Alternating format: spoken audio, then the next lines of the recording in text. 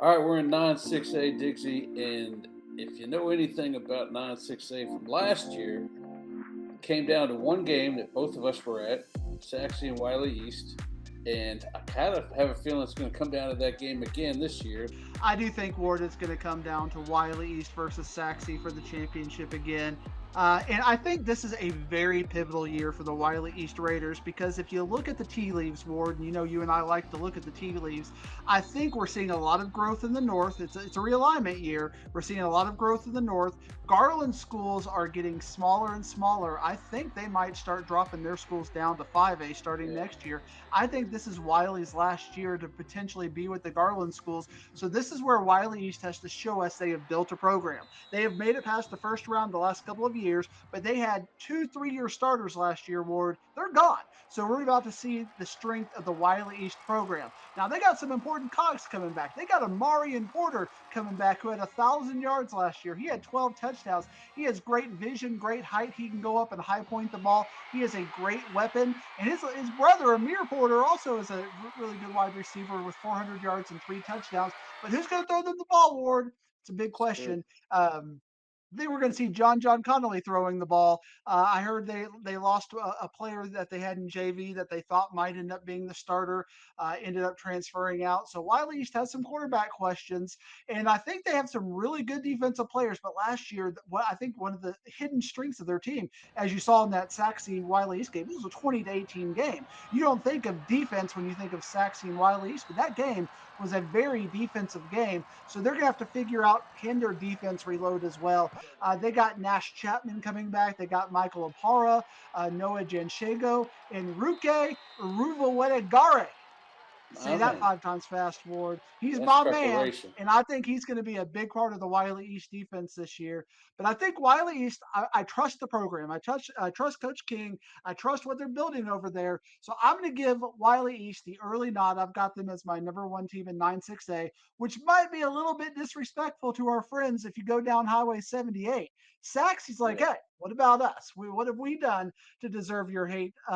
Diggsy, and you're going to see a new face. Well, you're not going to see a new face. We're going to see a new name at quarterback this year in Dirk Merrill. You might be saying, hey, they had a quarterback named Dirk last year. Same kid, different same day. name. That's what we like. He had 1,600 yards passing, Ward, 300 yards rushing last year. I think he's going to be good. And a name that brings my heart happiness, Ward, at wide receiver they got coming back, Heckma Harrison. And you might be thinking, I've heard that name before. That is a star broadcaster. We're talking about all the kids who do That's broadcasting on right. all the different things. Their kids are now in school. My kids are in high school. So all the kids are now in high school. We got little Heckma at wide receiver over there.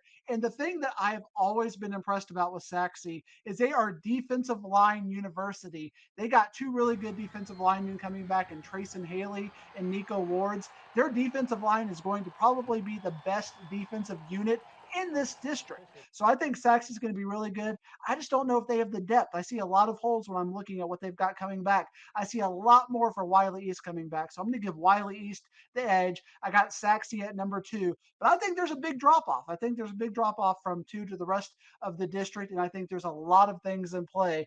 So I think we're going to see Wiley East and Sachse get that camera crew ready. Let's 9-6A go. championship in the future. Yeah, we're probably going to Homer B. Johnson this time, set out to Wild East. But yeah, if you're looking at teams right underneath them, a couple of teams that I like to mention, Wiley's probably got the best running back, and Dalen Gordon coming back. He at least statistic wise. And then you go over to Naaman Forest. There's another deal, a real deal coming back. I mean, there's two deals over at TCU right now.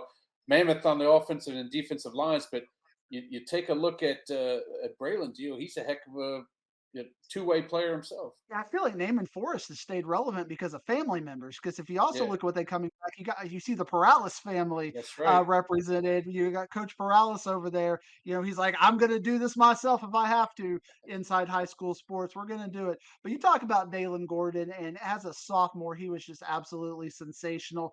Great vision. He's got all of the tools that I think the recruiting people love. But will that translate with a team that might be a little bit questionable? Because you look at what Wiley's got coming back, you don't really see star offensive linemen. You don't see a star quarterback. They graduated a 3-year quarterback last year. They got the real deal Will McCoy coming back at wide receiver as well. So I think I got Wiley number 3. I'm going to give number 4. You just gave Naaman Forest a glowing recommendation, which I like. Hmm. How can you doubt those Garland Gals? I mean, they came on here last year, Ward. They were mad. They were Right. mad. The coaching staff was mad. Tired of all this, and they just reloaded. They made it to the playoffs last year. I think they're going to be the team to beat this year because all those kids who got experience last year, who were kind of thrown into the fire with all the transfers, they're all coming back. You got their quarterback in Carlos Mojica coming back. Caden James is a really good tight end. They've got Caleb Ibenemi coming back at wide receiver. Adam Rodich, the really good linebacker. Aiden Onchueri. I think Garland is the team to beat just because of depth. Because we've seen this with Naaman Forest a few times over the last 10 years, Ward. They got 3 or 4 really good parts, but it falls off right after Yeah. that. I Yeah. think that's going to be the problem with Naaman Forest. But I like those parts too because Braylon Deal, he is the real deal. 855 yards last year, 10 touchdowns. They got 2 really young running backs in John Kamara and EJ Hamilton, which I think are going to be really good players. Brody Perales, linebacker, he also had 350 yards and 2 touchdowns rushing the ball last year. There's just a lot of skill players and a lot of depth that I think Naaman Forest doesn't have. That even though they made it and played Longview pretty competitively last year, I think Garland is going to be the team that's going to be my number 4 spot. Well, the deal with the Garland teams is I think this is probably a year they like having a 9-team district if they don't like it all team. Because if you don't look at Sachse and Wylie East, the rest of these teams lack the same thing that you're talking about, depth. So if everybody lacks depth, then somebody's got to get through and make the postseason. Talk about the other 4 teams that you haven't discussed, including Lakeview Centennial. Yeah, Lakeview Centennial has had a lot of talent the last couple of years in spots, but then again, the depth really that's where they suffer from it. But King Thibodeau coming back at defensive end is a really nice player. Jason Freeman and Jackson Wilson kind of anchor the defense over there. They've got a really good defense, but they got a lot of questions on the offensive side of the ball. Very young, so they got to figure things out. Rowlett has a lot of questions as well. It just feels like 10, 15 years ago, Rowlett was always that Yeah. defaults. Rowlett sexy. And they've fallen on some hard times, Daddy. And Sam Loera is coming back at quarterback. We got Grady Holmes on the defensive end as a defensive end. If you want a team that I'm a little excited about, Ward, that I think can take a step. Last year, Ward, it was South Garland, and they took the steps. You got to believe me a little bit when I say I'm Right. excited about teams. It's the flip side of South. It's North Garland. Okay. North Garland had a lot of injuries last year. When I watched North Garland versus South Garland, I saw a lot of sophomores. I saw some freshmen playing, and they're all back this year. And I think that they've got the experience now. Juju Minor was playing quarterback because they were so decimated, and he was, basically just running the ball. If they can put him over at wide receiver, get Christian Hampton back at quarterback, I think North Garland's going to have some offensive pop. They got a player I happen to know personally from my watching East Plano 8th grade Murphy Middle School, Demarcus Mathis Jr. He's at Okay. quarterback. His dad is the offensive coordinator over there. He was the coordinator over at McMillan High School when a couple years ago. So he's made it up the promotional ladder, and his kid is really good.